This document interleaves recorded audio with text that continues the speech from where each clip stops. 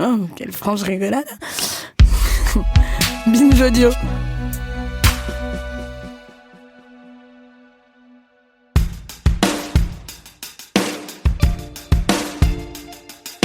Étrange personnage politique que Rachida Dati. Un pur produit des années Sarkozy, avec tout ce que ça comporte de bling-bling, de mépris pour les usages feutrés de la République et de rapports assez acrobatiques avec les questions d'argent. Dati fait partie pourtant des rares survivants de la droite de ces années-là. Malgré les dossiers judiciaires, malgré les sorties de route et les casseroles, elle est encore là, encore ministre, encore dans la course pour rafler la mairie de Paris, encore portée au nu par une partie de l'opinion aveuglée par son art de la punchline qui a tendance à masquer beaucoup de ses aspects les plus sombres. Parfois, certains disent que Rachida Dati, elle fait peur. Comment vous pouvez expliquer que certaines personnes nous disent... Physiquement? Peut-être pas. Parfois un peu trop cash. Oui, parfois, je le regrette d'ailleurs après. Mais vous le dites pas souvent ça, vous le regrettez, quand vous allez trop loin. C'est vrai. Pourquoi? Quand vous commencez à regretter... Ça vous affaiblit. Ça vous tourmente. Et puis, donc j'ai pas envie d'être encombré par des tourments. Sa longévité, elle tient peut-être à son sens aigu des relations, sa maîtrise totale du carnet d'adresses et sa propension à faire régner une forme de terreur, disons-le, chez celles et ceux qui ont le malheur d'aller fouiner d'un peu trop près dans ses affaires. Tout ça, on le retrouve dans son parcours qu'on va vous raconter dans cet épisode. Je suis Thomas Rozek et vous écoutez Programme B.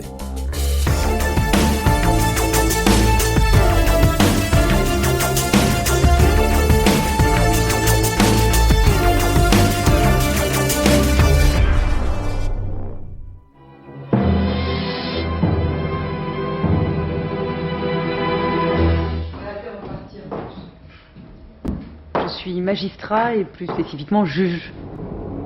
Mes attributions essentielles sont juge commissaire aux procédures collectives, juge aux affaires familiales, juge des applications des peines. Ça s'inscrit dans un parcours normal et de scolarité et d'éducation et puis de volonté. C'est une archive étonnante. En janvier 2001, Rachida Dati est longuement interviewée par la télévision, sur France 5, dans l'émission « Au nom de la loi » qui dresse le portrait d'acteurs et d'actrices de la justice. Elle a 35 ans, elle est juge-commissaire aux entreprises à Péronne, dans la Somme, c'est-à-dire qu'elle suit les dossiers de sociétés en difficulté. Mais rapidement, le portrait glisse vers la politique, car Rachida Dati n'est pas n'importe qui déjà à l'époque. Comme on le voit dans les images, elle se place sous le patronage d'une personnalité bien connue des Français, l'ancienne ministre Simone Veil. Je voudrais tout d'abord vous faire partager une conviction de femme. Je m'excuse de le faire devant cette assemblée presque exclusivement composée d'hommes. Bien connue surtout pour avoir porté la loi légalisant l'IVG en France sous la présidence de Giscard d'Estaing 25 ans plus tôt. Aucune femme ne recourt de gaieté de cœur à l'avortement. Il suffit d'écouter les femmes. C'est toujours un drame. Dati sait s'entourer, c'est même sa spécialité, et ce depuis des années. Rachida Dati est née en Bourgogne, en 1965, dans une famille nombreuse. Son père est marocain, sa mère est algérienne, mais elle et ses 11 frères et sœurs ont tous et toutes vu le jour en France. Son enfance, elle la décrira plus tard comme très modeste. Ce qui compte avant tout pour ses parents, c'est s'intégrer. Par exemple, en fréquentant les écoles privées et surtout briller scolairement. Ce mythe de l'ascension sociale, parfois un petit peu romancé, Dati en fera son récit. Après un passage raté en fac de médecine, elle obtient un diplôme de sciences économiques et fait très tôt preuve d'une maîtrise très aboutie de la science de l'entre-gens. Venue à Paris suivre ses études, elle cherche surtout à se glisser dans les cercles du pouvoir déjà. En 1987, alors qu'elle a une vingtaine d'années, elle parvient à se faire inviter à une réception à l'ambassade d'Algérie. C'est là qu'elle croise la route de son premier protecteur, Albin Chalandon. Dans le Var, on attendait hier M. Chalandon comme un messie, et M. Chalandon est arrivé symboliquement peut-être par les routes du ciel. L'opinion publique tenait à être rassurée. Elle n'était pas d'accord, en effet, avec le schéma directeur de l'aménagement du littoral proposé par le ministère de l'Équipement. Le ministre a promis que le schéma sera revu et corrigé. Chalandon, ce nom vous est sans doute inconnu, mais à la fin des années 80, c'est un ténor de la droite, un ancien résistant, plusieurs fois ministre, sous De Gaulle, sous Pompidou, puis rappelé au gouvernement lors de l'arrivée au pouvoir des Chiraciens en 1986 à la faveur de la première cohabitation. Il est garde des Sceaux, ministre de la Justice, un poste qui va compter dans la carrière de Rachida Dati. Mais pour l'heure, cette dernière semble s'intéresser d'abord aux affaires. Chalandon, tombé sous le charme, dixit son ancien chef de cabinet de Dati, l'a fait embaucher chez Elf, l'entreprise, encore publique à l'époque, d'extraction pétrolière. Il en a été le PDG, il y a ses entrées et la place comme comptable. Puis, une fois sorti du gouvernement, il la recrute dans sa propre entreprise de textile. Mais Dati a d'autres ambitions. En tant que président de Matra, je veux vous dire ma foi, ma confiance dans l'avenir de notre société au moment de sa privatisation. Comme moi, ayez confiance, devenez actionnaire de Matra. Lancée dans le grand monde, elle rencontre Jean-Luc Lagardère, le grand patron qui la recrute chez Matra, qui à l'époque est encore un géant industriel. C'est grâce à lui que Dati peut faire un passage à HEC pour un diplôme qu'elle ne terminera pas. On y reviendra. Encouragée par Chalandon à choisir entre les affaires et la politique, ce qui la tente très fortement, elle choisit la seconde. Et grâce à un coup de pouce du vieux baron gaulliste, elle est embauchée comme conseillère technique au ministère de l'Éducation nationale dirigé par un certain François Bayrou. Un passage de 2 ans qui s'achève avec la victoire de la gauche aux législatives anticipées de 97. Les socialistes reviennent au pouvoir, Dati doit quitter les ors de la République qu'elle aspire dès lors à retrouver.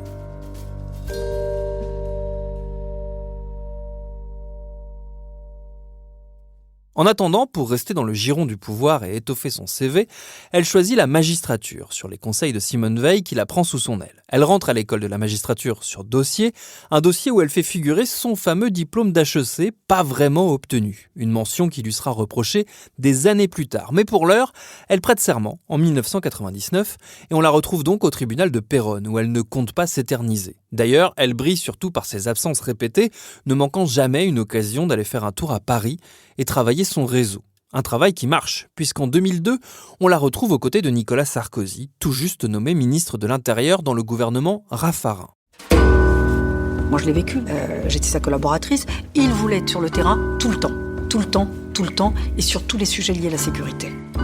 Un choix stratégique. Le maire de Neuilly est alors l'un des grands espoirs de la droite et ne cache pas ses ambitions. Il est l'un des candidats potentiels à la présidence de la République à l'issue du quinquennat de Chirac. Alors Dati ne va pas le lâcher. Il part à Bercy comme ministre de l'économie des finances. Elle le suit, même si son profil de magistrate n'est pas taillé pour Bercy. Dans Le Point, des années plus tard, un ancien collègue se souvient. Elle s'est ajoutée dans la liste des membres du cabinet en pleurant et en trépignant. C'est pas très sympa, mais Dati étant connu pour ses vacheries, on dira que c'est un juste retour des choses. En 2004, Sarkozy quitte le gouvernement pour prendre la présidence de l'UMP, le parti gaulliste, et recycle sa collaboratrice au Conseil général des Hauts-de-Seine, dont il est aussi le président. Un passage de quelques mois pour Dati, le temps que son patron ne retrouve le ministère de l'Intérieur et elle aussi par la même occasion. C'est la dernière marche avant l'échéance des présidentielles qui se précise à droite avec une certitude. Le candidat s'appellera Nicolas Sarkozy. Et en quelques secondes, la droite a tourné une page. Porte de Versailles, sur le lieu du chiracisme triomphant, Nicolas Sarkozy est intronisé candidat de l'UMP pour l'Élysée. Il est officiellement désigné par son parti le 14 janvier 2007. Et il désigne dans la foulée ses porte-paroles officiels, ceux qui seront chargés de porter sa voix tout au long de la campagne. Ils sont 2, Xavier Bertrand et Rachida Dati. Ces 2 visages sont désormais ceux de la campagne de Nicolas Sarkozy. Xavier Bertrand et Rachida Dati, un ministre et une inconnue du grand public. Je pense qu'il a voulu, en tous les cas, en me prenant et en me recrutant, reconnaître et valoriser le travail, l'effort, le mérite. Cette place de premier plan, Rachida Dati l'a gagnée en se rendant indispensable aux yeux d'un personnage clé de l'ascension de Sarkozy, sa femme, Cécilia Sarkozy. Contrairement aux vieux usages qui ont longtemps fait des épouses des candidats et des présidents des personnages de second plan dans la vie publique, plutôt éloignés des bassesses de la politique, Cécilia Sarkozy est un rouage très important de la machine de guerre Sarkozy. Conseillère de son mari, présente à ses côtés dans tous ses cabinets ministériels, elle est connue pour avoir une vue très aiguë des dossiers qui passent par son bureau et pour avoir une gestion assez serrée de l'entourage de son mari.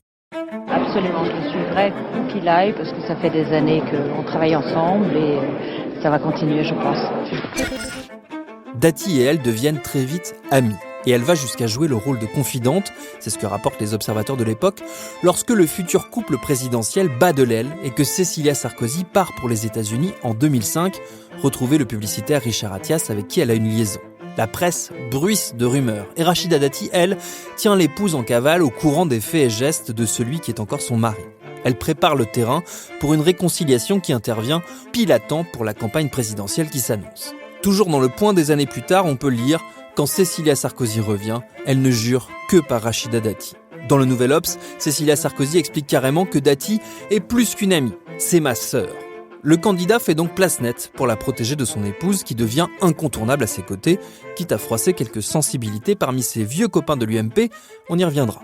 Toujours est-il que quelques mois plus tard, dans la foulée de son accession à l'Élysée, c'est sans surprise qu'on retrouve Rachida Dati au casting du premier gouvernement. Le président de la République a nommé, sur la proposition du Premier ministre, Madame Rachida Dati, garde des Sceaux, ministre de la Justice. Ce rôle, vu les promesses sécuritaires de Sarkozy, ce n'est pas rien. Mais c'est peu dire que la cohabitation entre la ministre et ses administrés, à savoir le monde de la justice, va tourner rapidement à la confrontation. Dès ses débuts, la presse se fait l'écho de démissions en cascade au sein de son cabinet. Puis c'est au tour des magistrats et des avocats de s'alarmer de la réforme en cours de la carte judiciaire. Une vraie révolution du paysage de la justice française, avec des regroupements de tribunaux, des réorganisations en pagaille qui déplaisent fortement aux professionnels du secteur. Et même si la réforme finalement sera révisée, réajustée et plutôt réussie, le mal est fait. Dati perd un maximum de points auprès du monde judiciaire, qui lui reproche aussi sa trop grande intervention dans les affaires du parquet, avec notamment des convocations de procureurs qui se font remonter les bretelles pour n'avoir pas d'assez bons chiffres à fournir en matière de lutte contre la délinquance. Elle est aussi au cœur des critiques sur les peines planchers, ce dispositif qui voulait que la loi fixe des peines minimum en cas de récidive, ce qui a eu pour effet de saturer les prisons, qui n'en avaient clairement pas besoin. Bref, les tensions sont multiples et on ne mise pas sur une longévité incroyable de la ministre à son poste. Troisième étape du Tour de France du garde des Sceaux, et à chaque fois, le même comité d'accueil. Rachida, si tu savais, ta réforme où on se la met. D'autant que dès les premiers mois de la présidence, Dati a perdu l'un de ses principaux soutiens à l'Élysée, Cécilia Sarkozy. Revenue pour la campagne puis pour l'accession au pouvoir, elle a fini par repartir à l'automne direction les États-Unis et son nouveau compagnon, Richard Attias. Le divorce du couple est annoncé en octobre. Dati, elle, garde encore suffisamment de poids pour récupérer la mairie du 7e arrondissement de Paris, bastion historique de la droite, mais ses jours au gouvernement sont comptés. L'entrée en jeu de Carla Bruni, avec qui le courant ne passe pas, scelle son sort.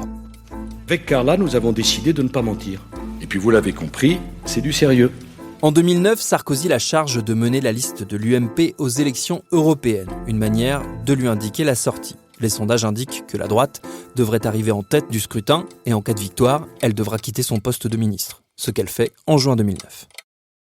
Ce départ pour le Parlement européen signe une première rupture avec la droite d'alors, celle de Sarkozy et de son cercle proche de ministres, avec qui les rapports de Dati sont exécrables. François Fillon, le Premier ministre, aurait, d'après Le Monde à l'époque, demandé à son gouvernement de ne surtout pas suivre l'exemple d'une Dati abonnée aux pages People des magazines et de faire preuve d'un peu de discrétion. Il est vrai que l'ex-ministre est une véritable attraction pour la presse à scandale, qui se repaît notamment de ses histoires de cœur, cherche à savoir à tout prix l'identité du père de sa fille et passe un temps infini à détailler ses tenues et ses fréquentations. La presse classique, elle, s'intéresse plutôt à son devenir professionnel, elle qui prête serment en tant qu'avocate en février 2010, une nouvelle activité qui lui permet notamment de renouer avec les milieux d'affaires. On en reparlera. Sa mise à l'écart du pouvoir ne lui ferme pas pour autant les portes des rédactions. Les journalistes raffolent des infos et des pics qu'elle ne se prive pas pour distribuer, surtout lorsqu'il s'agit de glisser quelques tacles à ses anciens collègues et notamment à Brice Hortefeux.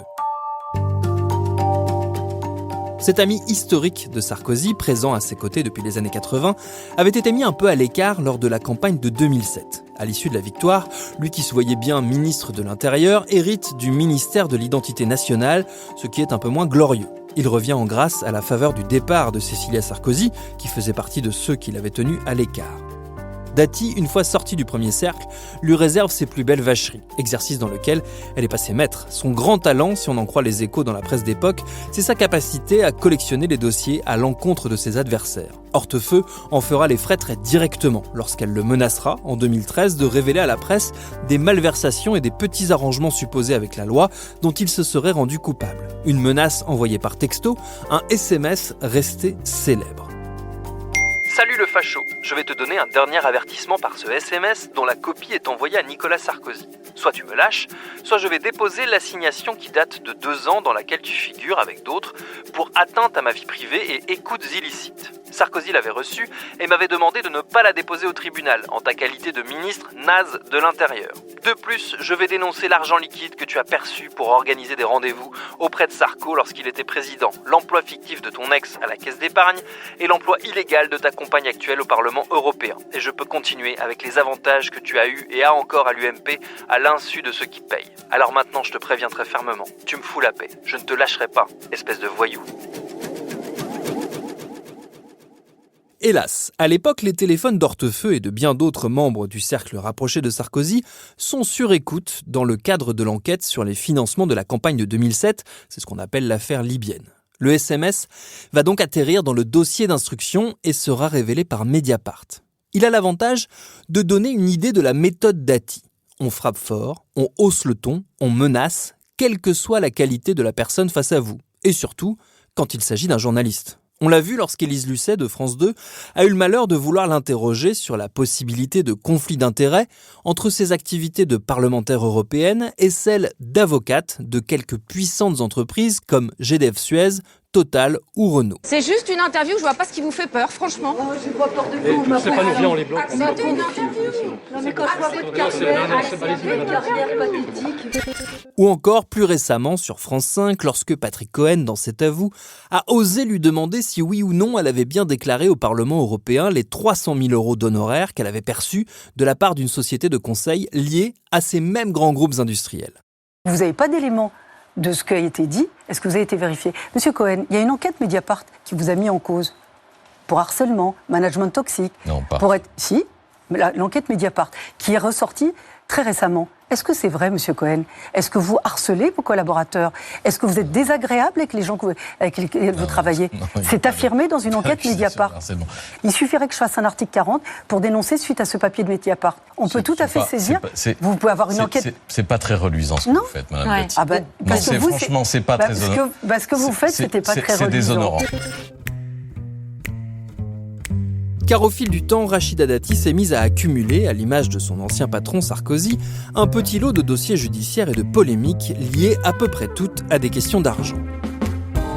C'est ainsi qu'on a pu récemment apprendre dans Libération qu'elle aurait omis de déclarer pour 420 000 € de bijoux à la Haute Autorité pour la transparence de la vie publique, une omission qui a déclenché une enquête du parquet de Paris. C'est ainsi également qu'elle se retrouve renvoyée devant la justice dans le cadre du procès Renault. Elle est suspectée d'avoir reçu près de 900 000 € d'honoraires pour des activités de conseil dont la direction actuelle de Renault dit ne pas retrouver la trace. Il s'agirait, selon ces derniers, de largesses accordées par leur ancien PDG, Carlos Ghosn. L'un et l'autre seront normalement jugés pour corruption et trafic d'influence, la justice ayant décidé de renvoyer l'affaire devant le tribunal correctionnel en septembre 2026, soit après les élections municipales, où Rachida Dati compte bien tenter de rafler la mairie de Paris.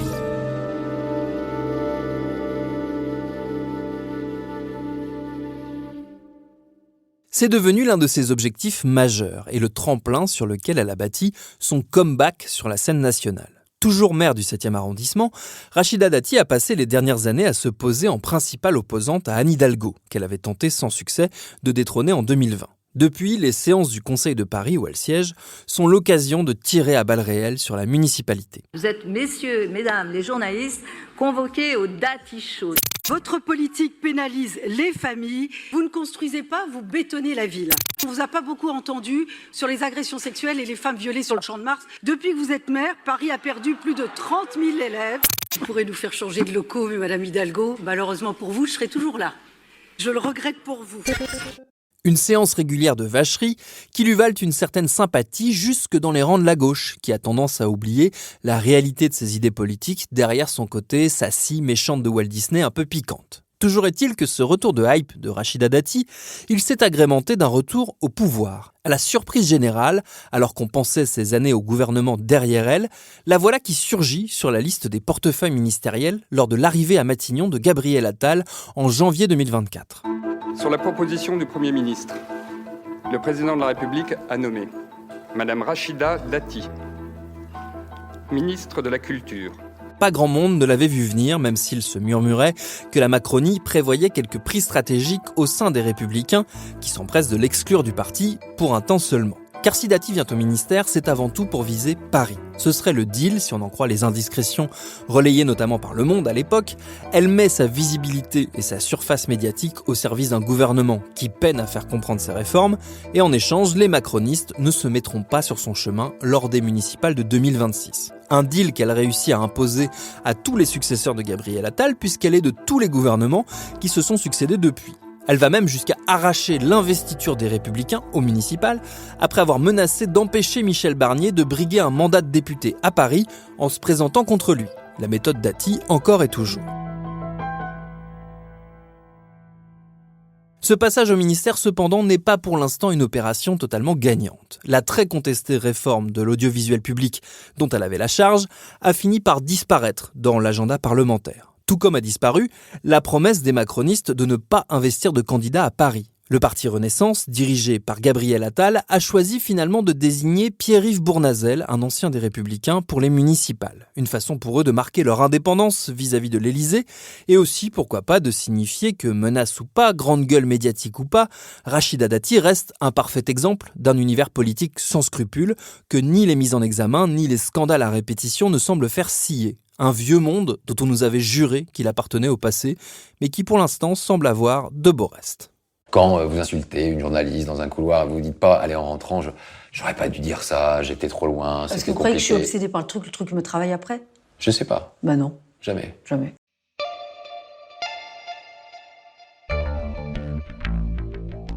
Merci à Paul Berthiaud d'avoir réalisé cet épisode de Programme B, un podcast de Binge Audio préparé par Charlotte Bex. Tous nos épisodes, les anciens comme les nouveaux, sont à retrouver sur toutes vos plateformes d'écoute préférées. Cherchez-nous sur Internet si vous voulez nous parler, et à très vite pour un nouvel épisode.